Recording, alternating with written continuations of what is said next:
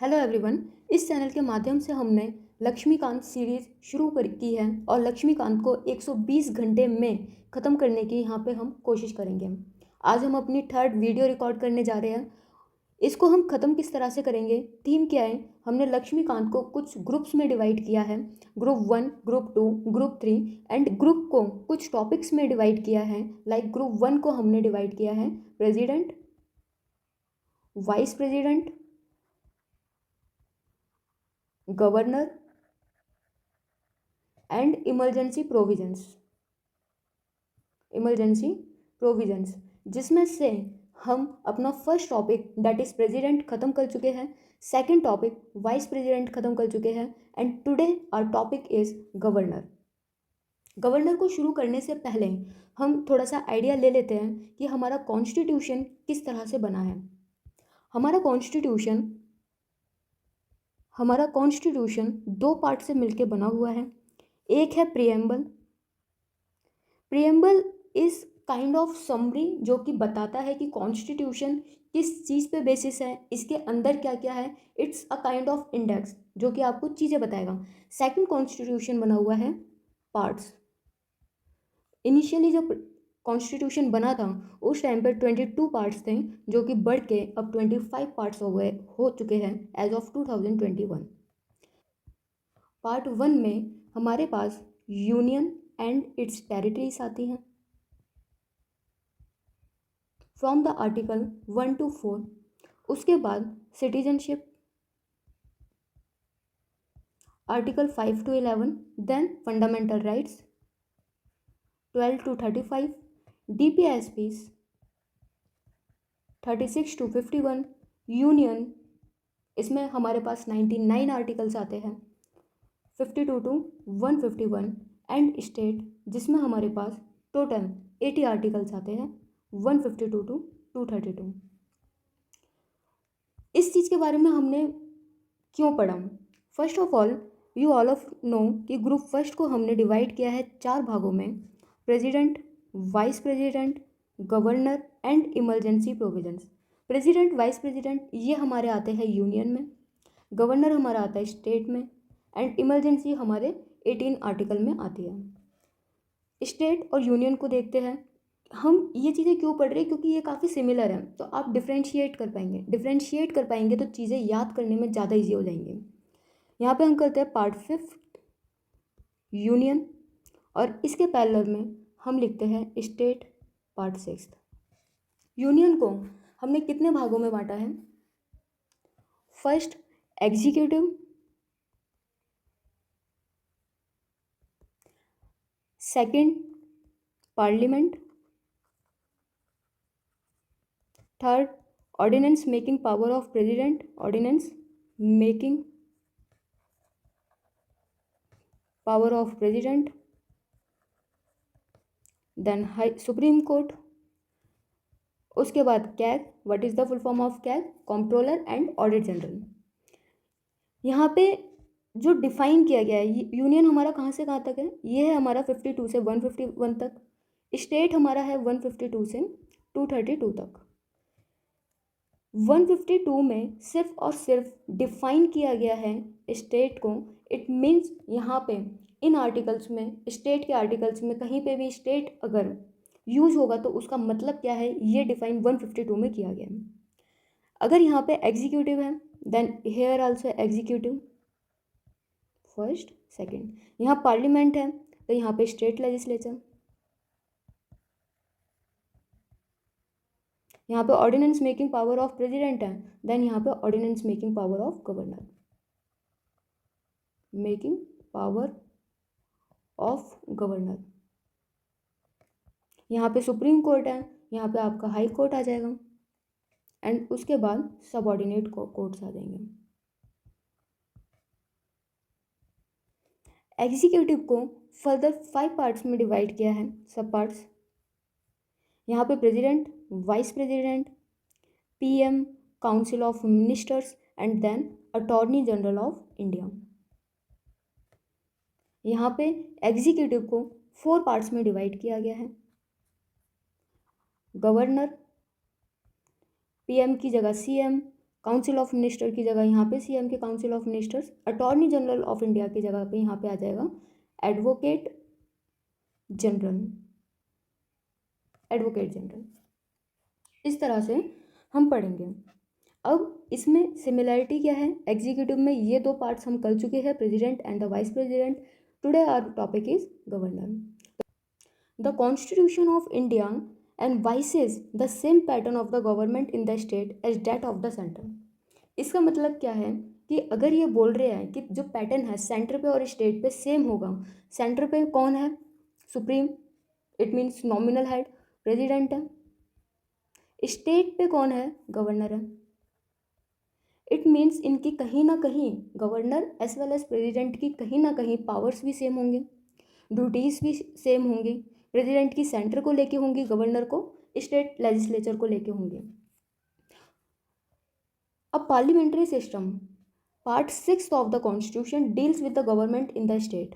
ये हम ऑलरेडी देख चुके हैं कि part 6 of the constitution is deal with the state. Article 153 to 167 constitution deals with the state executive. तो यहाँ पे जो एग्जीक्यूटिव हो जाएगा ये हमारा आ जाएगा 153 से 167। और अगर हम इधर की बात करें तो यहाँ पे आ जाता है 52 to 78। 52 से 78 यूनियन में एग्जीक्यूटिव आते हैं, स्टेट में जो एग्जीक्यूटिव आते हैं that is 153 to 167। The state executive consist of governor, chief minister, council of minister, advocate general of state. यहाँ पे वाइस गवर्नर नहीं होता है। There is no office of the vice governor in the state like that of the vice president at the center. The governor is the chief executive head of the state. But like the president, he is a nominal executive head। क्योंकि centre पे भी जो president है वो nominal है, जो real power है वो vested in the council of ministers headed by the prime minister. क्योंकि हमारे इंडिया में पार्लियामेंट्री सिस्टम है, नॉट अ प्रेसिडेंशियल सिस्टम। उसके बाद governor also act as the agent of the central government. Central government की तरह ये एक्ट करते हैं। Therefore the office of the governor has a dual role. दो काम होते हैं, एजेंट की तरह काम करता है, जो भी इंफॉर्मेशन है स्टेट में वो ये सेंट्रल में जो गवर्नमेंट है उसको पहुंचाएगा। वी नो डैट हमारे यहाँ पे पार्लियामेंट्री सिस्टम है, लेकिन फिर भी जो पावर्स हैं वो टिल्ट हैं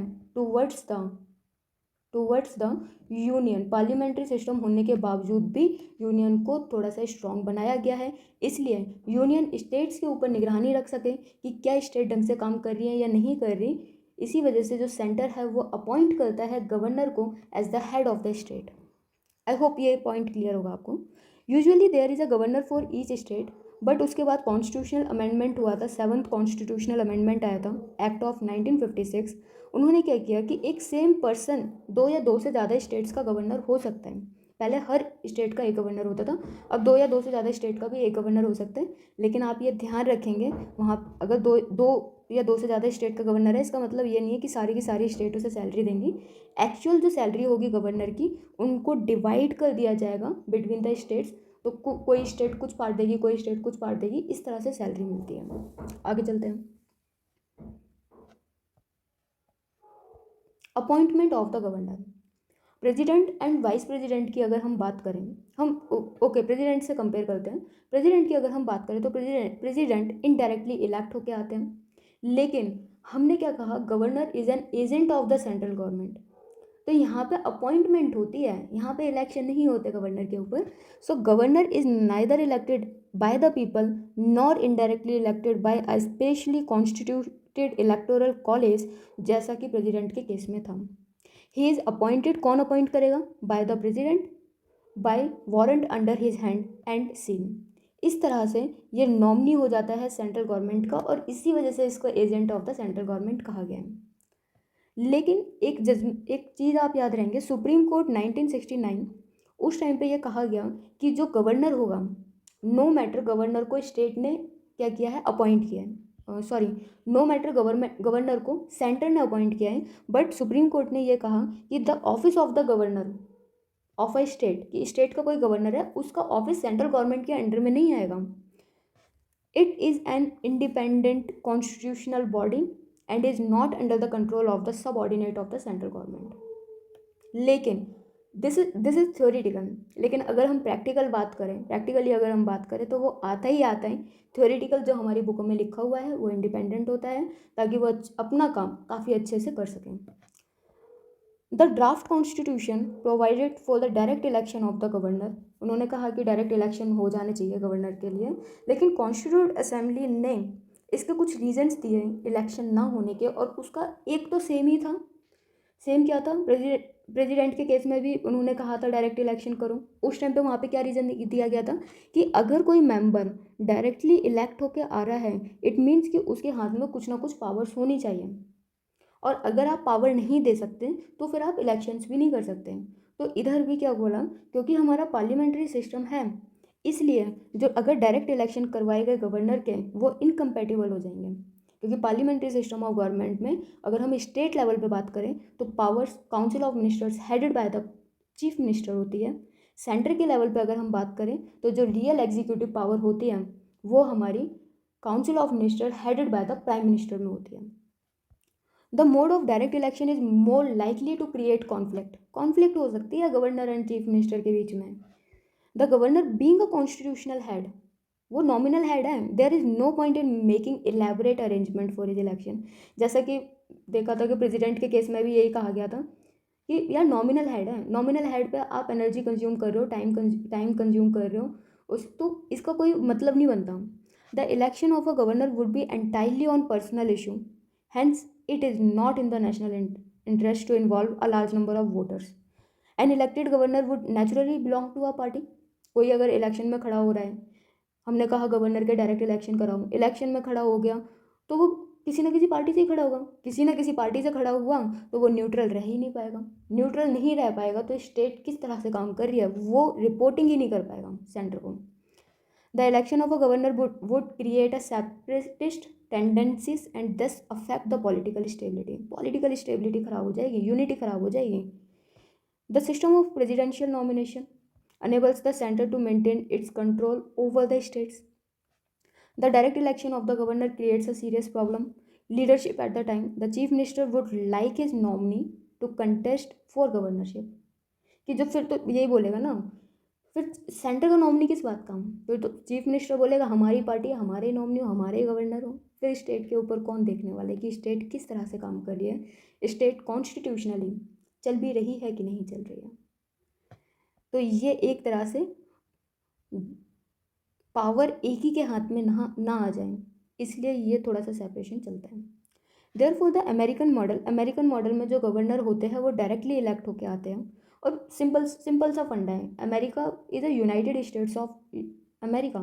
वो स्टेट्स यूनाइट हुई है तब अमेरिका बना है। स्टेट्स इंडिपेंडेंट भी रह सकता था, वो खुद का देश वो घोषित कर सकते थे, इसीलिए हर स्टेट को ये आज़ादी दी गई है कि वो अपने हिसाब से जैसे भी वो रहना चाहते रहे। उनका अलग अलग कौन वो अलग अलग हर स्टेट पे अलग अलग गवर्नर की पावर होगी, एंड दैट्स द रीज़न वहाँ पे जो गवर्नर है वो डायरेक्टली इलेक्ट होके आते हैं। लेकिन जो हमारा इंडिया है वो फेडरल नहीं है, वो यूनियन है, और यूनियन का मतलब ये होता है कि पहले इंडिया बना है, उसके बाद फिर टेरिटरीज में डिवाइड किया गया है। इसका मतलब इंडिया पूरा यूनिट है, यूनाइटेड स्टेट्स पार्ट्स में डिवाइड है, तो वहाँ पे गवर्नर भी डायरेक्टली इलेक्ट होके आ रहे हैं। आगे चलते हैं कैनेडियन मॉडल, जहाँ पे गवर्नर जनरल जो होते हैं उनको अपॉइंट किया जाता है। तो हमने इस केस में गवर्नर के केस में हमने कैनेडियन मॉडल को अपनाया है। The constitution lays down only दो क्वालिफिकेशन है गवर्नर की according to our constitution. Citizen होना चाहिए इंडिया का, ये तो जाहिर सी बात है। उसके बाद he should have completed 35 years of age. Additionally दो कन्वेंशन भी है, कन्वेंशन का मतलब होता है अनरिटन रूल्स, अगर फॉलो नहीं भी किए गए तो भी कोई बात नहीं, लेकिन कन्वेंशन यह है अनरिटन रूल्स ऐसा चलता आया है इसलिए आप ऐसा कीजिए, लाइक अ प्रथा। तो फर्स्ट कन्वेंशन ये है कि वो जिस भी स्टेट का गवर्नर है वो खुद उस स्टेट से बिलोंग नहीं करना चाहिए, to maintain the neutrality, to free him from local politics, ये पॉलिटिक्स में इन्वॉल्व नहीं होना चाहिए, दूसरी स्टेट का होगा तो कम चांसेस हैं। सेकंड क्या है कि अगर गवर्नर को अपॉइंट कर रहे हैं प्रेसिडेंट तो एक बार चीफ मिनिस्टर से कंसल्ट कर दे उस स्टेट की, ताकि उस स्टेट देखो स्टेट में गवर्नर भी है जिसको अपॉइंट किया गया है बाय द प्रेसिडेंट, स्टेट में सीएम भी है अब इन दोनों को एक ही स्टेट में रह के काम करना है। ये काम थोड़ा आसान तरीके से हो सके, थोड़ा स्मूथ तरीके से हो सके, इसलिए ज़रूरी है कि जो प्रेसिडेंट है वो सीएम से कंसल्ट कर दे कि भाई मैं इस इंसान को मैं गवर्नर बनाने जा रहा हूँ आपकी स्टेट का, और जब ये रजामंदी दे दे कि ठीक है बना लो, तो जो मशीनरी है, जो कॉन्स्टिट्यूशनल मशीनरी है वो स्मूथ फंक्शनिंग करेगी। उसके बाद हाँ, अगर ना भी माने तो कोई दिक्कत नहीं है, क्योंकि ये जो कन्वेंशंस है, ये जो रूल्स, ये कन्वेंशंस है, ये रूल्स नहीं है कि आपको अप्लाई करने ही करने हैं, ऐसा कुछ नहीं है। उसके बाद कुछ कंडीशंस है गवर्नर ऑफिस की। अगेन सेम कंडीशन है जिस तरह से आपने प्रेसिडेंट में पढ़ा है, क्योंकि president is the head of the state, nominal executive, उसी तरह से governor is the head. President के केस में जो स्टेट हम बोले that is state of India, president is the head of the state of India, while the governor is the head of the particular state. तो जो भी conditions हैं president के ऑफिस की, वही गवर्नर के ऑफिस की होंगी। तो he should not be a member of either house of the parliament, parliament में किसी भी हाउस का मेंबर नहीं होना चाहिए, इवन स्टेट लेजिस्लेचर में भी नहीं होना चाहिए। अगर वो है भी तो जिस दिन वो अपॉइंट होगा, अपना ऑफिस संभालेगा, उस टाइम पे अपनी सीट उसे वहाँ पे छोड़नी पड़ेगी। He should not hold any office of profit, ये तो हमने देख ही लिया है कि कोई भी कैंडिडेट जो कि प्रेसिडेंट के इलेक्शन के लिए खड़ा हो सकता है, उसके पास भी ऑफिस ऑफ प्रॉफिट नहीं होना चाहिए, और प्रेसिडेंट के पास भी ऑफिस ऑफ प्रॉफिट नहीं होना चाहिए। ही is entitled without payment of the rent, बिना पेमेंट के वो राजभवन में रह सकते हैं। और अच्छा, प्रेसिडेंट के केस में क्या था, बिना पेमेंट के वो राष्ट्रपति भवन में रह सकते हैं। सेम चीज़ है, he is entitled to such emoluments, allowance and privileges when the same person is appointed as the governor to और मोर स्टेट्स। उस टाइम पे emoluments and allowance payable to him are share की जाएगी। दो state से ज़्यादा का अगर वो गवर्नर बन रहे हैं, इसका मतलब ये नहीं है दोनों स्टेट उसको सेम सेम सैलरी देंगी, जो भी अमाउंट है उसको शेयर किया जाएगा। उसके बाद हिज अमॉलमेंट्स एंड अलाउंस, ये हर कॉन्स्टिट्यूशनल बॉडी के लिए होता है कि अगर वो एक बार अपॉइंट हो गई है, उसके बाद आप सैलरी अलाउंस कुछ कम नहीं कर सकते हैं, डिमिनिश नहीं कर सकते हैं। आपको बढ़ाना है बढ़ाओ, बट डिमिनिश नहीं होगा। और ये इस वजह से भी बोला गया ताकि वो जो भी कॉन्स्टिट्यूशनल बॉडी है वो अपना काम अच्छी तरह से कर सके, थोड़ा सा इंडिपेंडेंट रह के कर सके, उसके ऊपर किसी भी चीज़ का दबाव ना हो। जैसे कि प्रेसिडेंट के पास कुछ इम्यूनिटी हैं, कुछ प्रिविलेजेस हैं, ऐसे ही गवर्नर के पास भी है। He enjoys personal immunity from legal liability for his official act, same as President. He is immune from any criminal proceeding, even in respect of his personal act. किसी को खून भी कर दिया ना तो भी इम्यून है भाई वो। ये प्रेसिडेंट के केस में भी है। He can not be arrested और इम्प्रिजन, लेकिन हाँ सिविल प्रोसीडिंग हो सकती है, और सिविल प्रोसीडिंग के लिए 2 मंथ का नोटिस देना पड़ेगा, बट क्रिमिनल प्रोसीडिंग नहीं हो सकती। जब हमने प्रेसिडेंट पढ़ा था, हमने कहा था क्रिमिनल प्रोसीडिंग नहीं हो सकती। यही रीज़न है, to maintain the integrity, to maintain the authenticity of the position. इस वजह से ये इम्यूनिटी है, यहाँ पे किसी पर्सन को बचाने का काम नहीं हो रहा है, यहाँ पे जिस पोजीशन पे ये बैठे हुए हैं उस पोजीशन की इंटीग्रिटी मेंटेन रहे, इस वजह से ये इम्यूनिटीज़ यहाँ पे दी गई हैं। बिफोर एंटरिंग हिज ऑफिस, अगर उन्होंने एंटर किया है, 3 तरह की ओथ होंगी। यहाँ पे ओथ भी सेम है, आप देख रहे हो, यहाँ पे ओथ भी सेम है, जो प्रेसिडेंट ने ली थी वही गवर्नर ने लिया है। To faithfully execute the office, to preserve, protect and defend the constitution, to devote himself to the service and well being of the people of the state. यहाँ पे क्या था कि प्रेसिडेंट के केस में इस ओथ के बेसिस पे प्रेसिडेंट का इम्पीचमेंट स्टार्ट होता है, इम्पीचमेंट स्टार्ट कर सकते हो for the violation of the constitution. But क्योंकि गवर्नर अपॉइंटेड बॉडी है, यहाँ पे कोई भी इम्पीचमेंट प्रोसेस वगैरह स्टार्ट नहीं होगा, ना ही कॉन्स्टिट्यूशन ने ये लिखा है कि आप किस बेसिस पे रिमूव कर सकते हो। प्रेसिडेंट का मन चाहेगा तो वो रिमूव कर देंगे, और वो भी रिमूव करेंगे किसके कहने पे, council of ministers headed by the PM, because real power are invested in the council of minister headed by the PM, because in our India there is parliamentary system, not a presidential system. हम बोल रहे हैं यहाँ पे president president president appoint the governor, president appoint, president remove, लेकिन ये सारा काम कोई और करवा रहे हैं उनसे। ओथ कौन दिलाएगा? प्रेसिडेंट के केस में किसने दिलाई थी? Chief justice of India. यहाँ पे कौन दिलाएगा? Chief justice of the concern state high court, क्योंकि ये स्टेट के गवर्नर बने हैं। एंड अगर वो नहीं है देन द सीनियर मोस्ट जज of that court, that high court. Each person is discharging the function of the governor also undertakes the similar oath and the affirmation. Term of governor office same 5 years का term होगा, लेकिन जो ये 5 years का term है ना, यहाँ पे आप एक लाइन देखो, this term of 5 years is subject to the pleasure of the president. It means जब तक प्रेसिडेंट चाहेंगे तब तक है ये यहाँ पे, प्रेसिडेंट ने रिमूव कर दिया तो रिमूव हो जाएंगे, तो उस टाइम पे टाइम पीरियड कम हो जाएगा। रिज़ाइन भी कर सकते हैं, रिज़ाइन किसे करे, गवर्नर किसे करेगा, जाहिर सी बात है जिसने अपॉइंट किया है, अपॉइंट किसने किया है, प्रेसिडेंट ने, तो रिज़ाइन किसको देंगे, रेजिग्नेशन लेटर किसको देंगे अपना, प्रेसिडेंट को देंगे। Supreme court held that the pleasure of the president is not justifiable. The governor has no security of tenure and no fixed term of office. He may be removed by the president at any time. कि जो president का जो pleasure है, pleasure of the president is not justifiable, क्योंकि यहाँ पे governor का tenure time period ही confirm नहीं है कितने, मतलब वैसे टाइम पीरियड अगर हम बोले कि फिक्स टाइम पीरियड कितना है, डेट इज़ 5 ईयर्स, बट उससे पहले भी वो टेन्योर खत्म हो सकता है अगर प्रेसिडेंट उसको रिमूव करना चाहे। The constitution does not lay down any grounds. अभी बात की हमने कि भाई आपको प्रेसिडेंट को हटाना है तो आपको इम्पीचमेंट प्रोसेस शुरू करना पड़ेगा। Impeachment process will start on the ground of violation of constitution. लेकिन अगर गवर्नर को रिमूव करना है तो कॉन्स्टिट्यूशन में ऐसा कोई भी ग्राउंड नहीं दिया है। अब यहाँ पे एक केस हुआ, केस क्या हुआ कि नेशनल फ्रंट गवर्नमेंट आई, जो कि जिसके जो प्राइम मिनिस्टर थे that is VP Singh, headed by VP Singh 1989। उन्होंने क्या किया, जिस भी स्टेट के गवर्नर को कांग्रेस पार्टी ने अपॉइंट किया था, जब कांग्रेस पार्टी सत्ता में थी, उन्होंने उन सारे गवर्नर्स को बोल दिया कि भाई रिज़ाइन दे दो। लास्ट में क्या हुआ, कुछ गवर्नर्स रिप्लेस हो गए, मतलब रिज़ाइन देके वो चले गए, नए गवर्नर आ गए, और कुछ को अलाउड कर दिया कि ठीक है आप कंटिन्यू रखो। उसके बाद फिर क्या हुआ, दोबारा से 1991 में जब कांग्रेस की जब गवर्नमेंट आई, तो जितने भी रिप्लेस हुए थे, जो 14 जो गवर्नर्स थे, उन्होंने 14 गवर्नर्स को चेंज कर दिया, जो भी वीपी सिंह और चंद्रशेखर की गवर्नमेंट्स ने अपॉइंट किए थे, तो उन्होंने उनके गवर्नर हटा दिए। भाई इस तरह मतलब गवर्नर को कुछ नहीं पता कि गवर्नर कब तक गवर्नर रहेगा। नाइंसाफ़ी आ रही है, पार्टी चेंज हो रही है, पार्टी हटा रही है पहले की पार्टी के अपॉइंट किए हुए गवर्नर को। The president may transfer a governor appointed to one state to the another state, कि प्रेसिडेंट ट्रांसफ़र भी कर सकते हैं। तो जैसे मान लो हमने टेन्योर ऑफ गवर्नर जो है वो 5 ईयर्स का है, एक स्टेट है जैसे यूपी की स्टेट में गवर्नर है, उन्होंने यहाँ पे 3 साल बिता दिए, उसके बाद प्रेसिडेंट ने ट्रांसफ़र कर दिया किसी दूसरी स्टेट में। लेट सपोज़ कि प्रेसिडेंट ने इनका ट्रांसफ़र कर दिया, एमपी में ट्रांसफ़र कर दिया, तो यहाँ पे दोबारा से टेन्योर 1 2 3 ऐसे स्टार्ट नहीं होगा, यहाँ पे चौथा साल, 5वां साल, 3 साल, वहाँ पे इस तरह से टेन्योर कैलकुलेट होता है। मतलब टेन्योर जो पीरियड होता है वो कॉन्टिन्यूएशन में चलता है।